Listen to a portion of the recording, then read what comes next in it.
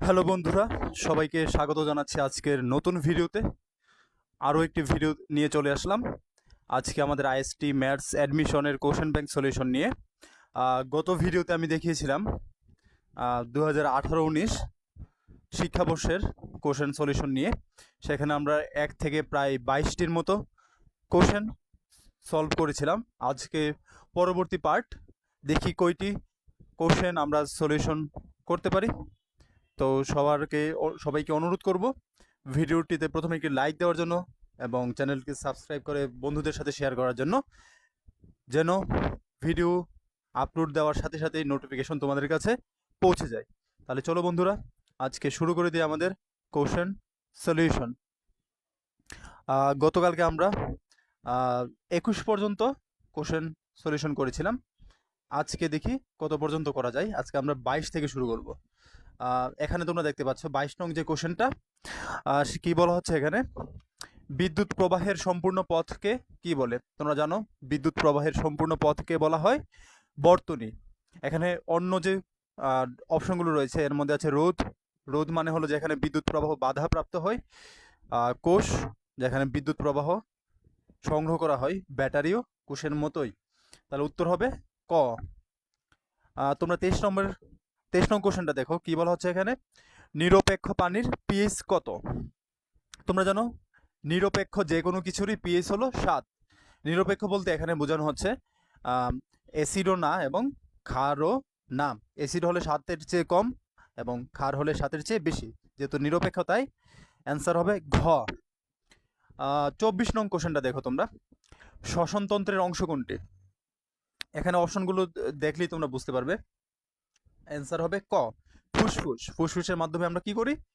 শ্বাস প্রশ্বাস আদান প্রদান করি। তাহলে আর বাকি যে অপশনগুলো রয়েছে সেগুলো যকৃৎ, পিত্তথলি এবং পাকস্থলী প্রত্যেকটি হলো আমাদের পরিপাকতন্ত্রের অংশ। তাহলে অ্যান্সার হবে ক। 25 নং কোশ্চেনটা দেখো তোমরা, টেকসই উন্নয়ন লক্ষ্যমাত্রা এর সময়সীমা কত সাল পর্যন্ত? এটা জেনারেল নলেজ বা জিকে থেকে এসেছে। এটার অ্যান্সার হলো 2030 সাল। তোমরা জানো 2030 সাল পর্যন্ত টেকসই উন্নয়ন লক্ষ্যমাত্রা এর সময়সীমা নির্ধারণ করা হয়েছে। 26 নং কোশ্চেনটা দেখো দেখো এটি এটি বাংলা দ্বিতীয় পত্র অর্থাৎ বাংলা ব্যাকরণ থেকে কোশ্চেনটি করা হয়েছে। কোশ্চেনটি হলো, কেতাদুরস্ত বাগধারার অর্থ কী? বাগধারার প্রসঙ্গে আমি বলবো, তোমরা ক্লাস 9-10-এর যে বাংলা ব্যাকরণ বইটি রয়েছে সেখানে দেখবে বাগধারার অনেকগুলো লিস্ট দেওয়া আছে। তোমরা ওইগুলো একটু ভালোভাবে পড়ে যাবে, আশা করি পরীক্ষায় কমন পড়বে। তো এখানে কেতাদুরস্ত বাগধারাটির অর্থ হলো অলস। অর্থাৎ আমাদের চারপাশে যে ধরনের লোকগুলো খুবই অলস তাদেরকে কেতাদুরস্ত বলা হয়। 27 নং কোশ্চেনটা দেখো, এটি ইংরেজি থেকে এসেছে। হি ইজ উইক, এটি কোন টেন্স? হি সাবজেক্ট, তারপরে ভার্বের প্রেজেন্ট ফর্ম, তারপরে অবজেক্ট। এটি প্রেজেন্ট ইনডিফিনিট টেন্স। তোমরা প্রেজেন্ট ইনডিফিনিট টেন্সের স্ট্রাকচার জানো, যে বর্তমানে কোনো কিছু হয় বা হয়ে থাকে, চিরন্তন সত্য বা অভ্যাসগত কাজ বুঝালে সেটি হলো প্রেজেন্ট ইনডিফিনিট টেন্স। তার 27 নম্বরের কোশ্চেনের অ্যান্সার হলো ক, প্রেজেন্ট ইনডিফিনিট টেন্স। 28 নং কোশ্চেনটা দেখো, একটি ত্রিভুজের 3 কোণের সমষ্টি হলো 180 ডিগ্রি। এটি ম্যাথ থেকে এসেছে, তারপর তোমাদেরকে আমি বলে দিলাম। অ্যান্সার হবে গ। 29 নং কোশ্চেনটা দেখো, ঋণাত্মক তড়িৎদ্বার কি বলা হয়? তোমরা অ্যানায়ন এবং ক্যাটায়ন সম্পর্কে জানো। অ্যানায়ন মানে হলো ঋণাত্মক চার্জ বিশিষ্ট আধান এবং ক্যাটায়ন হলো ধনাত্মক চার্জ বিশিষ্ট আধান। কিন্তু যখনই আমি অ্যানায়ন এবং ক্যাটায়ন না বলে অ্যানোড এবং ক্যাথোড বলবো তখন কিন্তু সেটা পাল্টে যাবে। অ্যানোড মানে হলো ধনাত্মক তড়িৎদ্বার এবং ক্যাথোড মানে হলো ঋণাত্মক তড়িৎদ্বার। তাহলে ঋণাত্মক তড়িৎদ্বারকে কি বলে? ক্যাথোড বলে। অ্যান্সার হবে গ। সাবানের রাসায়নিক নাম কি? সাবানের রাসায়নিক নাম হলো সোডিয়াম স্টিয়ারেট। তোমরা কেমিস্ট্রি বইয়ে সাবান উৎপাদনে যে চ্যাপ্টারটা আছে ওইখানে দেখবে সাবানের রাসায়নিক নাম দেওয়া আছে। আচ্ছা, 31 নঙে অনুসর্গ সাধারণত কোথায় বসে? অনুসর্গ সাধারণত শব্দের পরে বসে। 32 নং দেখো, অ্যারাইজের পাস্ট পার্টিসিপল কি? তোমরা জানো অ্যারাইজের 3টি ফর্ম আছে, অ্যারাইজ, অ্যারোস এবং অ্যারাইজেন। তাহলে অ্যারাইজের পাস্ট পার্টিসিপল অর্থাৎ থার্ড ফর্ম হলো অ্যারাইজেন। 33 নং আমি স্কিপ করছি যেহেতু ম্যাথ থেকে অংশটা এসেছে। 34 নং দেখো, কাছের বস্তু দেখার ক্ষেত্রে কোন লেন্স ব্যবহার করা হয়? তোমরা জানো কাছের বস্তু দেখার জন্য উত্তল লেন্স ব্যবহার করা হয়। তোমাদের ফিজিক্স বইয়ের অর্থাৎ ক্লাস 9-10-এর ফিজিক্স বইয়ের আলোর অধ্যায়টার যে লেন্সের পার্টটা আছে ওইখানে দেখবে এই ব্যাপারে বিশদ আলোচনা করা আছে। তাহলে কাছের বস্তু দেখার জন্য উত্তল লেন্স ব্যবহার করা হয় এবং দূরের বস্তু দেখার জন্য অবতল লেন্স ব্যবহার করা হয়। ব্লিচিং পাউডারের সংকেত কোনটি? ব্লিচিং পাউডারের সংকেত হলো ক্যালসিয়াম OCl Cl। তারপর দেখো যে কোষের প্রধান কেন্দ্র বলা হয় কোনটিকে? তোমরা জানো কোষের প্রধান কেন্দ্র বলা হয় কাকে? নিউক্লিয়াসকে। তারপরে পরবর্তী কোশ্চেনগুলো আমরা দেখি। এখানে 37 নং কোশ্চেনটা দেখো তোমরা। 37 নং যে কোশ্চেনটা সে কি বলা হয়েছে? উপকারীর উপকার স্বীকার করে যে তাকে এক কথায় কি বলে? তাকে এক কথায় বলা হয় কৃতজ্ঞ। অকৃতজ্ঞ কাকে বলে? উপকারীর উপকার স্বীকার করে না যে তাকে বলা হয় অকৃতজ্ঞ। আচ্ছা, 38 নং এর কোশ্চেনটা দেখো। যদিও এটা ম্যাথ থেকে এসেছে, আমি স্কিপ করছি। 39 নংটা দেখো, এখন ইংলিশ থেকে এসেছে। খুবই খুবই ইম্পর্টেন্ট একটি question. If you work hard you will succeed, এটিকে আমাদেরকে সিম্পল ফর্মে ট্রান্সলেট করতে হবে। তাহলে এটি আছে কোন ফর্মে? এটি আছে এখন কমপ্লেক্স ফর্মে। তাহলে if you work hard you will succeed, আমরা জানি সিম্পল ফর্মে করতে হলে অবশ্যই একটি সাবজেক্ট রাখতে হবে এবং একটি ফাইনাইট ভার্ব রাখতে হবে। তাহলে আমরা একটু অপশনগুলো দেখি।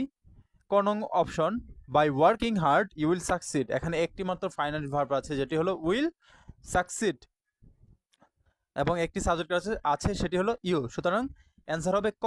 বাকিগুলো কেন অ্যান্সার না আমি একটু ব্যাখ্যা করি। ইউ ওয়ার্ক হার্ড, খ নং বলছি, you work hard and you succeed, এখানে দুইটা সাবজেক্ট আছে তাই এটা হবে না, এবং দুইটা ফাইনাইট ভার্ব আছে তাই এটা হবে না। You work hard, who work hard, they will succeed, এখানে হো এবং দে দুইটা সাবজেক্ট আছে এবং কি আছে? দুইটা ফাইনাইট ভার্বও আছে, তাই এগুলো হবে না। ঘ নাম্বারও হবে না কারণ ওইখানেও দুইটা ফাইনাইট ভার্ব এবং সাবজেক্ট আছে। তাহলে অ্যান্সার হবে ক। 40 নং দেখো, যে তলে আলোর নিয়মিত প্রতিফলন ঘটে তাকে কি বলে? আলোর নিয়মিত প্রতিফলন যেখানে ঘটে তাকে বলা হয় দর্পণ বা আয়না। 41 নং কোশ্চেনটা দেখো, এ পর্যন্ত কয়টি মৌল শনাক্ত করা হয়েছে? তোমরা জানো এ পর্যন্ত মৌলিক পদার্থ 118টি শনাক্ত করা হয়েছে। তাহলে অ্যান্সার হবে গ, 118। নিচের কোনটিকে বাস্ট ফাইবার বলা হয়? 42 নং কোশ্চেনের কথা বলছি। এটির আনসার হবে পাটের আঁশ। বাক্যের একক কোনটি? ঘ নং অ্যান্সার হবে ঘ, শব্দ। বাক্যের একক হলো শব্দ। তোমরা জানো একটি বাক্য গঠিত হয় অনেকগুলো শব্দের সমন্বয়ে। পরপর সজ্জিত কতগুলো শব্দ বা শব্দ সমষ্টি মিলে কি তৈরি করে? এক একটি বাক্য তৈরি করে। তাহলে বাক্যের একক হলো শব্দ। 44 নং কোশ্চেনটা দেখো, dash she know me, she একটি থার্ড পারসন সিঙ্গুলার নাম্বার, আর থার্ড পারসন সিঙ্গুলার নাম্বারের সাথে কি বসে? ডাজ ব্যবহৃত হয়। Does she know me. 45 নং কোশ্চেনটা দেখো, 1 মিটার কত মিলিমিটার? 1 মিটার হলো 1000 মিলিমিটার। 46 নং, বাংলাদেশ মহাকাশ প্রথমবারের মতো যে স্যাটেলাইট প্রেরণ করে তার নাম হলো বঙ্গবন্ধু 1। বঙ্গবন্ধু স্যাটেলাইট তোমরা নাম শুনেছ, তাহলে বাংলাদেশের মহাকাশে প্রথমবারের মতো যে স্যাটেলাইট প্রেরণ করা হয় তার নাম হলো বঙ্গবন্ধু 1। 47 নং কোশ্চেনে দেখো, তৎসম শব্দের উৎস কোনটি? তোমরা জানো সংস্কৃত ভাষা থেকে যে শব্দগুলো সরাসরি অর্থাৎ কোনো পরিবর্তন না হয়ে বাংলা ভাষাতে প্রবেশ করেছে তাদেরকে বলা হয় তৎসম শব্দ। তাহলে অ্যান্সার হবে সংস্কৃত। 48 নং কোশ্চেন দেখো, এ ব্যাড অফ রোজেস এর অর্থ কি? এ ব্যাড অফ রোজেস এর অর্থ হলো ফুল সজ্জা।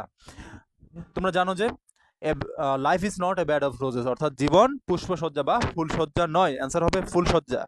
নিচের কোন সংখ্যাটি মৌলিক সংখ্যা নয়? মৌলিক সংখ্যার কাকে বলি তোমরা সেটি জানো, অর্থাৎ যে সংখ্যাগুলোকে কি করা যায় না, অন্য কোনো সংখ্যা দ্বারা ভাগ করা যায় না, এক বাদে অন্য কোনো সংখ্যা দ্বারা ভাগ করা যায় না, তাদেরকে বলা হয় মৌলিক সংখ্যা। তাহলে এখানে মৌলিক সংখ্যা 9 কোনটি? অবশ্যই 9, ঘ নাম্বার আনসার হবে, কারণ 9কে 3 দ্বারা ভাগ করা যায়, তাই সে মৌলিক সংখ্যা নয়। অন্যদিকে 3, 7, 5 হলো মৌলিক সংখ্যা, কারণ এদেরকে অন্য কোনো সংখ্যা দ্বারা ভাগ করা যায় না। 50 নং কোশ্চেনটা দেখো, কোনো বস্তুতে আলু পড়ে যদি তা ফিরে না আসে তাহলে তাকে কি বলে? তাকে বলা হয় শোষণ। অর্থাৎ আলু সেখানে পতিত হয়ে ফিরে আসেনি, তার মানে আলুটি শোষিত হয়েছে। তাহলে আজকে আমরা 50 পর্যন্ত সলিউশন করে ফেললাম। পরবর্তী ভিডিওতে আমরা চেষ্টা করব বাকি সবগুলো কোশ্চেন কভার করার জন্য। ততক্ষণ পর্যন্ত সবাইকে অনেক অনেক ধন্যবাদ ভিডিওটি শেষ পর্যন্ত দেখার জন্য। আর অবশ্যই ভিডিওটিতে একটি লাইক দেবে এবং চ্যানেলটিকে সাবস্ক্রাইব করে বন্ধুদের সাথে শেয়ার করবে। ততক্ষণ পর্যন্ত সবাই ভালো থাকবে। টাটা, ধন্যবাদ।